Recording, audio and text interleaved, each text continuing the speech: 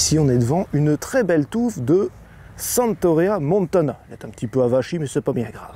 Alors, on peut la retrouver, cette plante, sous son autre nom latin, Cyanus montanus. D'ailleurs, vous constaterez que Santorea montana, le nom de l'espèce, s'accorde normalement toujours avec le nom de genre. Donc, on a Santorea montana et Cyanus montanus, A-A-U-S. Voilà. On peut l'appeler aussi plus simplement la Santorée des montagnes ou bleuet des montagnes. Cette Santorée, elle fait partie de la famille des Astéracées, comme le pissenlit, comme la pâquerette. D'ailleurs, j'ai une petite pâquerette ici, comme l'artichaut. Alors pourquoi je parle de pâquerette et artichaut? On va voir ici. Sur cette fleur, par exemple, on a des fleurs ligulées, ici, et des fleurs tubulées au centre. Un peu comme ici, fleurs ligulées, fleurs tubulées. Et on a, on va dire, la base de la fleur, ça forme ici une sorte d'involucre, d'un ensemble de bractées, un peu comme l'artichaut.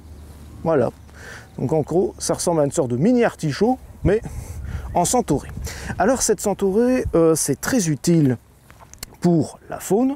Pour rappel, c'est presque indigène, c'est une plante qui est originaire surtout d'Europe centrale et d'Europe méridionale, mais c'est très bien adapté chez nous, c'est très rustique, ça pousse très bien, au soleil, à la mi-ombre, dans un sol normalement frais et fertile, mais ça résiste bien à la sécheresse, ça résiste bien aussi au sol pauvre, ça sera juste un petit peu plus petite.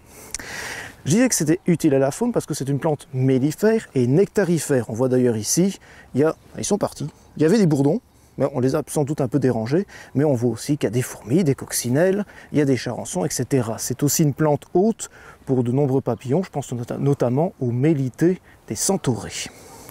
Cette plante, c'est vraiment pas embêtant au niveau de la culture, on l'a déjà dit, c'est très rustique, etc. Et ça fleurit aux alentours, ici on est fin mai, donc c'est déjà un peu tôt, aux alentours entre juin et août. Ça fleurit assez longtemps, c'est très beau, parce que le bleu comme ça, finalement au jardin, on n'a pas tant que ça. Et en hiver, ça va totalement disparaître, pas de panique. Au printemps, ça va ressortir sans souci. Pour la plantation, eh bien, vous pouvez le planter soit au début d'automne, soit carrément en fin de printemps, pas trop de soucis à ce niveau-là. C'est une plante très facile à vivre, très utile au jardin et en plus très belle.